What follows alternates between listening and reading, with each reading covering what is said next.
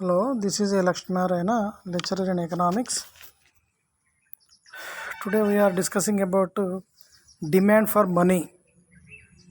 Keynes యొక్క demand for money అనే సిద్ధాంతం గురించి మనము ఈరోజు పరిశీలిద్దాం.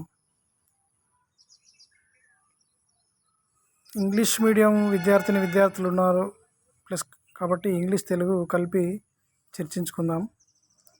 మీకు ఈజీ వేలో అర్థం కావడం కోసము ఇంగ్లీష్ మరియు తెలుగు వాడడం జరుగుతుంది. Keynes approach to the demand for money is based on two important functions. Keynes యొక్క విధానం అనేది డిమాండ్ ఫర్ మనీ అంటే ద్రవ్య డిమాండ్ అనేది ఒక రెండు ముఖ్యమైన విధులపైన ఆధారపడి ఉంటుంది. Number 1 is medium of exchange అంటే వినిమయ మాధ్యమముగా, స్టోర్ ఆఫ్ వాల్యూ విలువల నిధిగా ఉంటుంది. Keynes explained the theory of demand for money with following questions. Why do people prefer liquidity? ప్రజలందరూ డబ్బును నగదులు ఎందుకు ఉంచుకుంటారు? What are the determinants of the liquidity preference? ఎందుకు నగదు రూపంలో ఉంచుకోవడం కోసం నిర్ధారించే కారకాలు ఏమి ఉన్నాయి అనే అంశాలు పరిశీలించినప్పుడు ద్రవ్యత్వాభిరుచిని లేదా ద్రవ్యాన్ని నగదుగా ఎందుకు ఉంచుకోవాలి లేదా ద్రవ్యాన్ని నగదు రూపంలో ఉంచుకోవాలి అనే అభిలాషను మనం ఇక్కడ లిక్విడిటీ ప్రిఫరెన్స్ అని చెప్పడం జరుగుతుంది. మరి ఇంటర్మీడియట్లో డిస్కస్ చేయడం జరిగింది బ్రీఫ్గా. ప్రజలు ఎందుకు నగదు రూపంలో ద్రవ్యాన్ని ఉంచుకోవడానికి గల కారకాలు ఏంటి లేదా కారణాలు ఏంటివి అని మనం చూసినప్పుడు motives for liquidity preference, the transaction demand for money.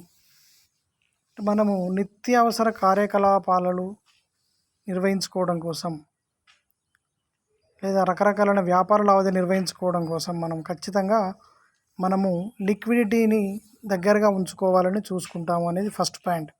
People require money to carry out day to day transactions but most of them receive income once in a month.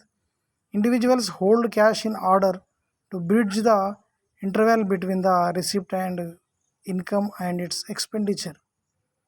అంటే మన దినసరి కార్యకలాపాలు నిర్వర్తించుకోవడం కోసం మనకు నెలలో ఒకటేసారి ఆదాయం అనేది రావడం జరుగుతుంది. కాబట్టి ఆ నెలంతటికి గడిచేంత వరకు మనము ఖచ్చితంగా డబ్బును క్యారీ చేసుకుంటూ లేదా నగదు రూపంలో మన దగ్గర ఉంచుకుంటూ మనకు సంబంధించిన ఆదాయ వ్యయాలకు సంబంధించిన విషయాలన్నింటినీ కూడా మనము మెయింటైన్ చేయడం కోసం ఫస్ట్ నగదును ద్రవ్య రూపంలో ఉంచుకుంటాము అనేది నెంబర్ 1 పాయింట్. అంటే ఏంటి ఇక్కడ the transactions demand for money, మన యొక్క వ్యాపార వ్యవహారాల నిమిత్తం డబ్బును నగదు రూపంలో ఉంచుకుంటాము.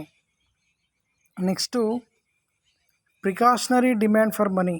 ప్రికాషనరీ డిమాండ్ ఫర్ మనీ అంటే prevention is better than cure అని ఎట్లయితే ఉంటుందో ముందు జాగ్రత్త అనేది చాలా అవసరం. ముందు జాగ్రత్త కోసం అనేది మనము ద్రవ్యాన్ని నగదు రూపంలో ఉంచుకుంటాం. It is necessary to be cautious about future which is uncertain. Future what happens don't know. కాబట్టి మనం ఏం చేస్తాం, భవిష్యత్తులో ఏం జరుగుతుందో మనకు తెలియదు అని అనుకున్నప్పుడు మనము ప్రజెంట్ నగదును కొంత ముందు జాగ్రత్త కోసం దగ్గరగా ఉంచుకోవడానికి ఆస్కారం ఉంటుంది. Precautionary motive for holding money refers to the desire of the people to hold cash balances for unforeseen కాంటిజెన్సీస్.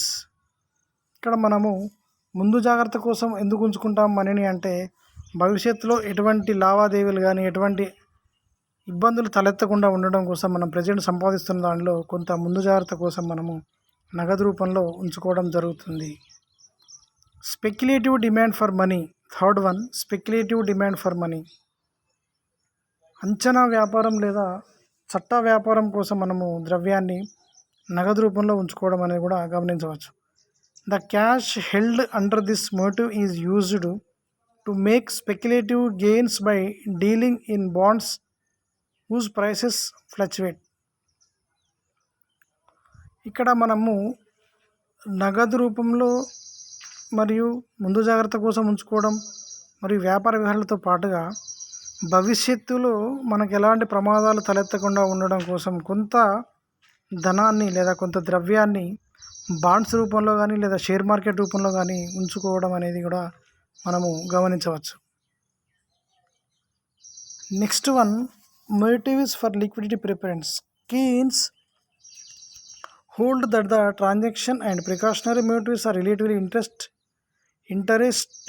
inelastic but are highly income elastic. Keynes holds that the transaction and precautionary motive are relatively interest inelastic but highly income is elastic. ఇక్కడ ముందు జాగ్రత్త కోసం ఉంచుకునే ద్రవ్యం ఏదైతే ఉందో దాని విషయం లోపల వడ్డీ రేటు అనేది ఆ ఆదాయానికి అవ్యాకోచంగా ఉంటుంది మరియు ఆదాయానికి వ్యాకోచంగా ఉంటుంది. The amount of money held under these two motives M1 is a function of L1 of the level of income and is the expressed is equal to M1 is equal to L1 into Y. What is the determinants of what is the M1 is money, L1 is level of income and Y is expressed of income. The amount money held under these two motives M1 is a function L1 of the level of income Y and is expressed as M1 is equal to L1 into Y. Next, motives for liquidity preference. According to Keynes, the higher the rate of interest, the lower the speculative demand for money. According to Keynes, the higher the rate of interest, వడ్డీ rate ఎక్కువగా ఉన్నట్లయితే the lower speculative demand for money. వడ్డీ rate ఎక్కువగా ఉన్నప్పుడు మనం future గురించి ఆలోచించకుండా ఇప్పుడే ఎక్కువ మొత్తంలో మనం సేవింగ్స్ అనేది చేయడం జరుగుతుంది. And lower the rate of interest, ఒకవేళ వడ్డీ రేట్ తగ్గినట్లయితే the higher the speculative demand for money. అప్పుడు మనం ముందు జాగ్రత్త కోసం లేదా భవిష్యత్తు కోసం ఎక్కువ మొత్తంలో మనం సేవింగ్స్ అనేది చేయడం జరుగుతుంది.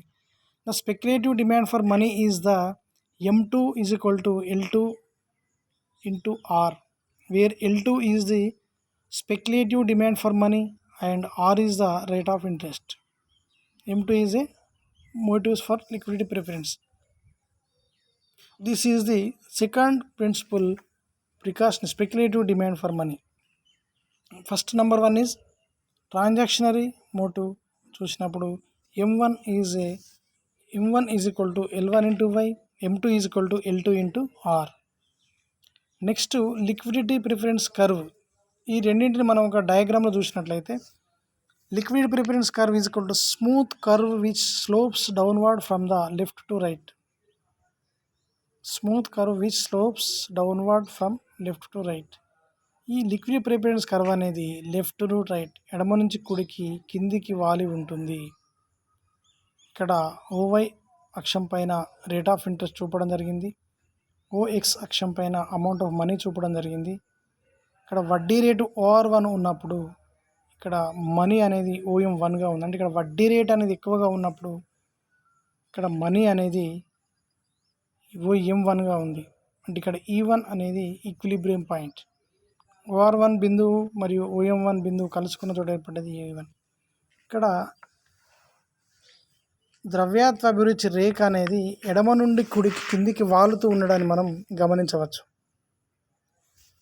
Total liquid money is denoted by M. The transactions plus precautionary motive by M1 and the speculative motive M2. Then M is equal to M1 plus M2. Since M1 is equal to L1 into Y and M2 is equal to L2 into R. L1 is a level of income and L2 is a level of income and R is the rate of interest and Y is the income. The total liquidity preference function is M is equal to L into Y comma R.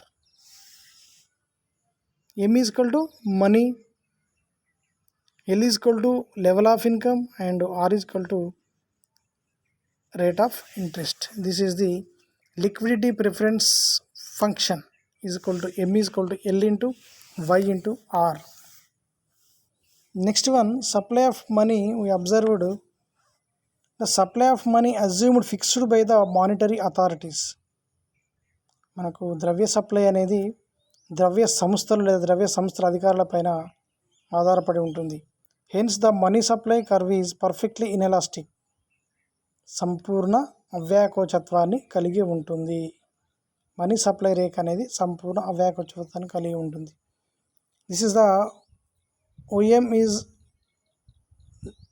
money and OX axis interest rate. OM is equal to rate of interest is R1, the money is less, rate of interest is R2, the money is increase. అంటే the rate of interest is increases, the money also increase, the rate of interest decrease, money also decrease. Determination of the rate of interest. How to determine the rate of interest? We observe this diagram. We take OX axis amount of money, we take Y axis rate of interest. The first rate of interest is R, OR is equal to the amount of money is OM. Thus the equilibrium point is E2. Then the rate of interest is decreasing R2. In that time the money is also increases OM2. The rate of interest is increases R1, the amount of money decreases OM1. E1 is the equilibrium point of OM1, OR1, E1. Rate of equilibrium point of E3 is OR2, OM2. The rate of the equilibrium point of E2 is OR and OM. This is the determinants of rate of interest. We observe in this diagram the rate of interest is high, the amount of money is less. The rate of interest is less, the amount of money is more. This is the observe in this diagram. The rate of interest curve is the same left to right downward slope. Next, determinants of the rate of interest. The rate of interest is determined at the level where the demand for money equals the supply of money. ఎప్పుడైతే ద్రవ్య supply ద్రవ్య demand రెండు సమానంగా ఉంటాయో అప్పుడు వడ్డీ rate అనేది నిర్ణయించడం అనేది మనము గమనించవచ్చు. In the following figure the vertical line QM represents the supply of money and L the total demand for money curve. Both the curve intersect at E2 where the equilibrium rate of interest OR is established. The rate of interest is determined at the level of where the demand for money equals to supply of money. Demand for money is equal to supply of money. In that time the rate of interest is determined. Next, determination of the rate of interest. If there is any deviation from this equilibrium, an adjustment will take place through the rate of interest and equilibrium E2 will be re-established.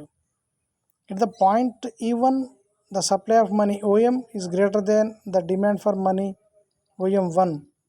So the rate of interest will start declining from OR1 till the equilibrium rate of interest or OR is reached. Similarly, at OR2 level of interest rate, the demand for money OM2 is greater than the supply of money OM. As a result, the rate of interest OR2 will start rising till it reaches the equilibrium rate OR1. This is the explain the diagram before we will discussing the diagram. OR is the rate of interest, the OM is the OR is the rate of interest or demand for money. OM is the amount of supply of money. OR1 the rate of interest is increases, the money is decreases. The OR1 to OR2 the rate of interest decreases, the amount of money is OM1 to OM2. This is the shown in figure. There is a deviation from the equilibrium, and adjustment will take place through the rate of interest and equilibrium E2 will be re-established. ఒకవేళ వడ్డీ రేటులో కానీ లేదా ఆదాయ స్థాయిలో కానీ లేదా ద్రవ్య సప్లైలో కానీ ద్రవ్య డిమాండ్లో కానీ మార్పులు ఏర్పడ్డప్పుడు మనను అడ్జస్ట్ చేసే ఏకైక సాధనం ఏదైతే ఉంది అంటే అది వడ్డీ రేటు అని చెప్పక తప్పదు. ద్రవ్య సప్లై ఎక్కువగా ఉన్నా లేదా ద్రవ్య డిమాండ్ ఎక్కువగా ఉన్నా వడ్డీ రేటు అనేది రెండింటిని సమతుల్యం చేస్తుంది. కాబట్టి వడ్డీ రేటు అనేది ఇక్కడ demand for money are supply of మనీలో ఈక్విలిబ్రియం సాధించాలంటే మనం వడ్డీ రేటు అనేది ఒక ముఖ్య దోహదకారిగా పనిచేస్తుందని చెప్పక తప్పదు. అంటే ఇవన్నింటిని కూడా మనము డయాగ్రామ్లో చూడడం జరిగింది. మొదట మనము వడ్డీ రేటును OY అక్షం పైన,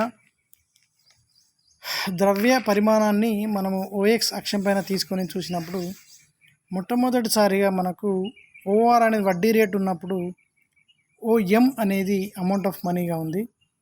ఒకవేళ వడ్డీ రేటు తగ్గినట్లయితే, వడ్డీ రేటు OR నుంచి OR2కు తగ్గినట్లయితే ఆటోమేటిక్గా అమౌంట్ అనేది ఇక్కడ అమౌంట్ ఆఫ్ మనీ ద్రవ్య సప్లై అనేది పెరిగింది. వడ్డీ రేటు OR నుంచి OR1కు పెరిగినప్పుడు ఇక్కడ అమౌంట్ అనేది OM2 నుంచి OM1కు తగ్గింది. అంటే ఇక్కడ కారణం ఏంటి? వడ్డీ రేటు పెరిగినట్లయితే ద్రవ్య పరిమాణము తగ్గుతుంది, వడ్డీ రేటు తగ్గినట్లయితే ద్రవ్య పరిమాణము పెరుగుతుంది అనేది మనము పర్ఫెక్ట్గా ఈ యొక్క డయాగ్రామ్ ద్వారా గమనించవచ్చు. అదేవిధంగా వడ్డీ రేటు యొక్క రేఖ లేదా కర్వ్ అనేది ఎడమ నుండి కుడికి కిందికి వాలి ఉంటుంది అని కూడా మనము డయాగ్రామ్లో గమనించవచ్చు. The rate of interest is determined at the level of wear the demand for money equals the supply of money. ఇక్కడ మనకు డిమాండ్ ఫర్ మనీ కానీ సప్లై ఆఫ్ మనీ కానీ నిర్ధారించే ముఖ్యమైన కారకం ఏంటంటే వడ్డీ రేటు అని చెప్పక తప్పదు. In the following figure the vertical line QM, the following figure vertical line is QM represent the supply of money and L the total demand for money, but both the curve intersect E2. E2 means rate of interest is OR, amount of money is OM. Both the curve intersect at E2 where the equilibrium rate of interest OR is established. Equilibrium rate of interest is OR. Equilibrium rate of interest is OR. Which point? E2 point is intersecting OR and OM. This is the rate of interest determination point is E2 in this diagram. If there is any deviation from the equilibrium, an adjustment will take place through the rate of interest and equilibrium E2 will be re-established. ఒకవేళ ఈ సమతుల్య స్థాయిలో ఎలాంటి మార్పులైనా ఏర్పడ్డట్లయితే మనము E2 అనే బిందువును adjust చేసుకుంటూ ఆ యొక్క సమతుల్య స్థాయిని తిరిగి మనం సాధించవచ్చు అనేది ఏ విధంగా ఉందో చూద్దాం. ఒకవేళ వడ్డీ రేట్ అనేది OR నుంచి OR1కు పెరిగినట్లయితే అక్కడ ఆటోమేటిక్గా మనీ అనేది తగ్గుతుంది, కాబట్టి మనీ అనేది OMకు తగ్గింది. ఒకవేళ వడ్డీ రేటు తక్కువగా ఉన్నట్లయితే OR2 తక్కువగా ఉన్న వడ్డీ రేట్ అప్పుడు OM2 అమౌంట్ అనేది పెరిగింది. At the point E1 is the supply of money is OM is greater than the demand for money OM1. Supply of money OM, demand for money OM1 ఉంది కాబట్టి so the ratio of interest will be start declining. The point E1 the supply of money OM, ఇక్కడ money ద్రవ్య supply OMగా ఉంది, is greater than the demand for money. Demand for money కంటే ద్రవ్య supply అనేది ఎక్కువగా ఉంది. So the rate of interest will start declining from OR1. ఇక్కడ OR1 నుంచి అంటే ఇక్కడ ఆటోమేటిక్గా వడ్డీ రేట్ అనేది OR1కు తగ్గింది. Till the equilibrium rate of interest OR is reached. ఎప్పటివరకు తగ్గుతుంది అది? మళ్ళీ వడ్డీ రేటు ORకు రీచ్ అయ్యేంత వరకు కూడా ఆటోమేటిక్గా మళ్ళీ వడ్డీ రేట్ అనేది OR నుంచి OR1కు తగ్గడం అనేది మనం గమనించవచ్చు. సిమిలర్లీ ఎట్ OR2, అదేవిధంగా వడ్డీ rate OR2 level of interest rate, the demand for money OM2 is greater than the supply of money OM కంటే OM2 అనేది ఎక్కువగా ఉంది. As a result of rate of interest is OR2 will start rising till it reaches the equilibrium OR. అదేవిధంగా OR1 నుంచి OR reach అయ్యే విధంగా ఏ విధంగా అయితే అడ్జస్ట్మెంట్స్ ఉంటాయో అదేవిధంగా OR2 నుంచి కూడా ORకి రీచ్ కావాలంటే కూడా అదే అడ్జస్ట్మెంట్స్ ద్వారా మనము ద్రవ్య డిమాండ్ మరియు ద్రవ్య సప్లైలను కొనసాగించడం కోసము రేట్ ఆఫ్ ఇంట్రెస్ట్ అనేది ఒక ముఖ్యమైన రోల్ అనేది చెప్పక తప్పదు. If the supply of money is increased by the monetary authorities but the liquidity preference curve L remains the same, the rate of interest will fall. ఒకవేళ ద్రవ్య సప్లై అనేది పెంచినట్లయితే లిక్విడిటీ ప్రిఫరెన్స్ ద్రవ్యత్వ అభిరుచి కర్వ్ ఏదైతే ఉందో అది అదే విధంగా ఉంటుంది.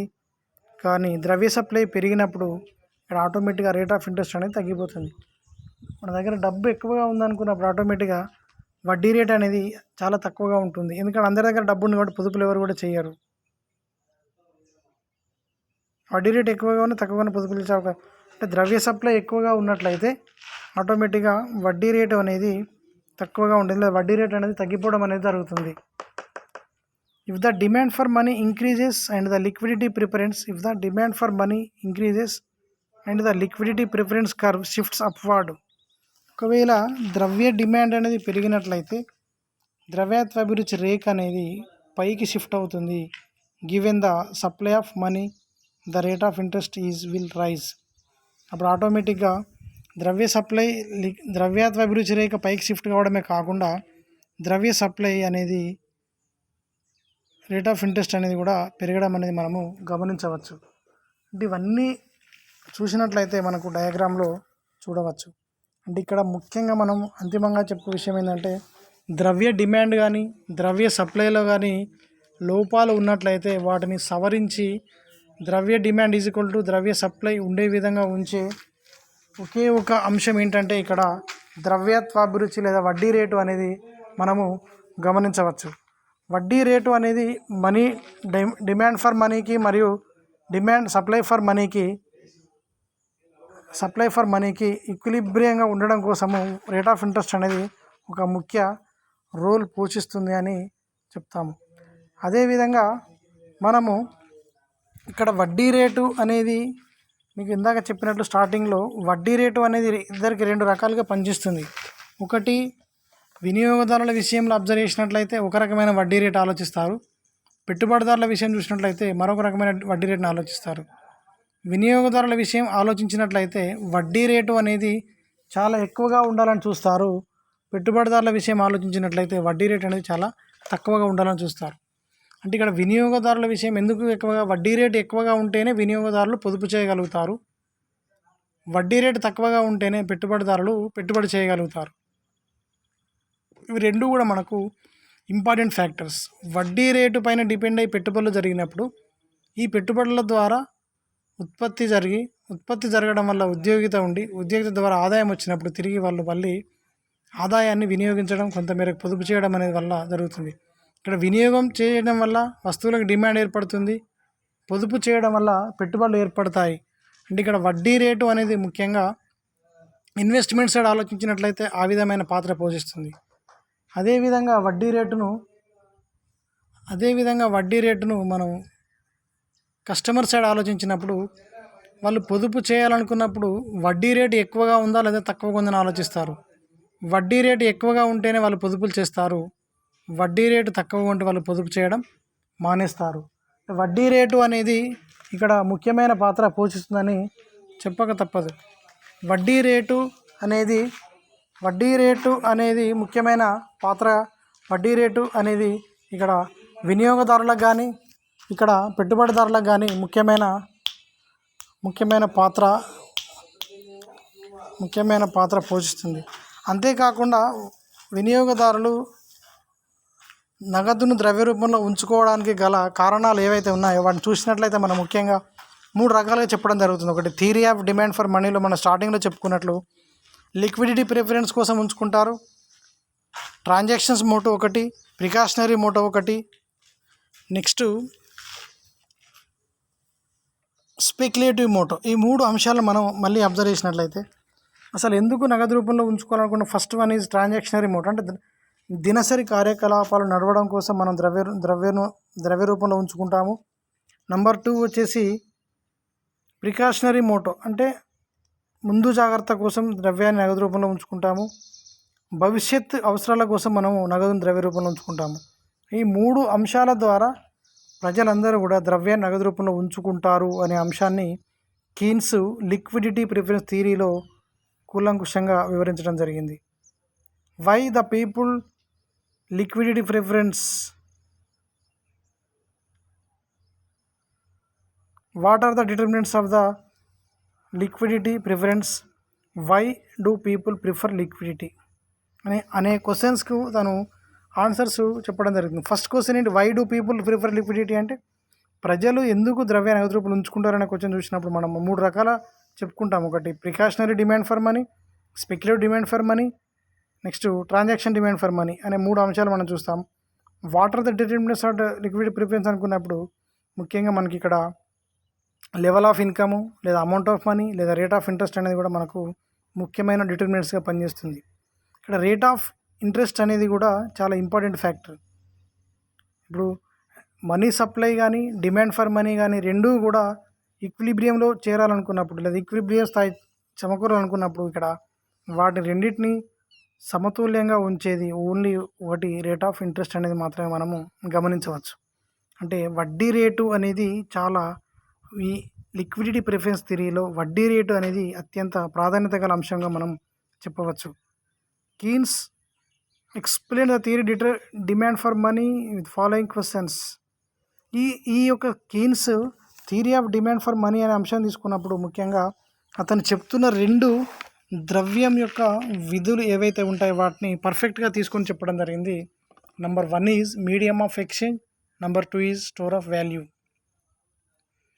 మీడియం ఆఫ్ ఎక్స్చేంజ్ అంటే ఏంటిదంటే ఇప్పుడు మనం ఇటీవల కాలంలో చూసినట్లయితే ద్రవ్యం అనేది ఎప్పటికి కూడా వెలుగులోకి రాకముందు మాత్రం మీడియం ఆఫ్ ఎక్స్చేంజ్ అనేది కమాడిటీ టు కమాడిటీ ఉంటుండే. ఇప్పుడు ద్రవ్యం అనేది వెలుగులోకి వచ్చిన తర్వాత మీడియం ఆఫ్ ఎక్స్చేంజ్ ఏ విధంగా ఉందంటే అది మనీతో జరుగుతుంది.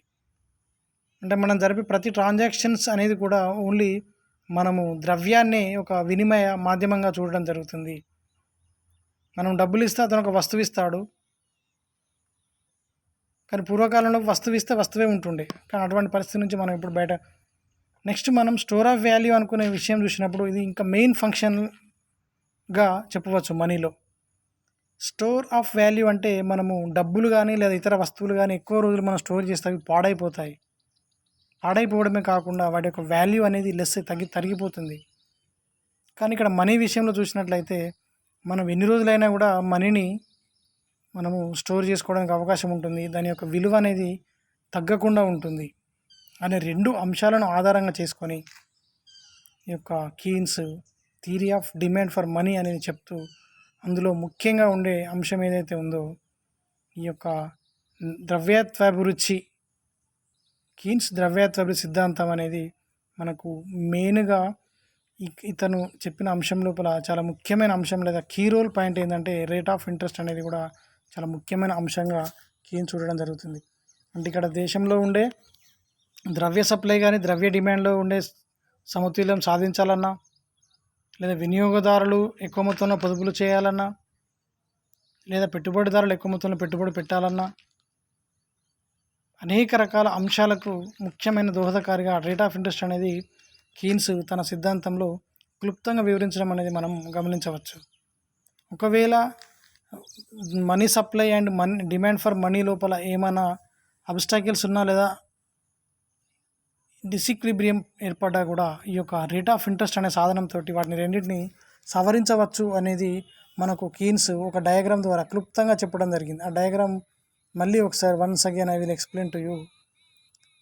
ఇక్కడ determination of the rate of interest అని చూసినప్పుడు మొట్టమొదటిసారిగా ఓఎక్స్ అక్షం పైన అమౌంట్ ఆఫ్ మనీ తీసుకున్నాము, ఓవై అక్షం పైన రేట్ ఆఫ్ ఇంట్రెస్ట్ తీసుకోవడం జరిగింది.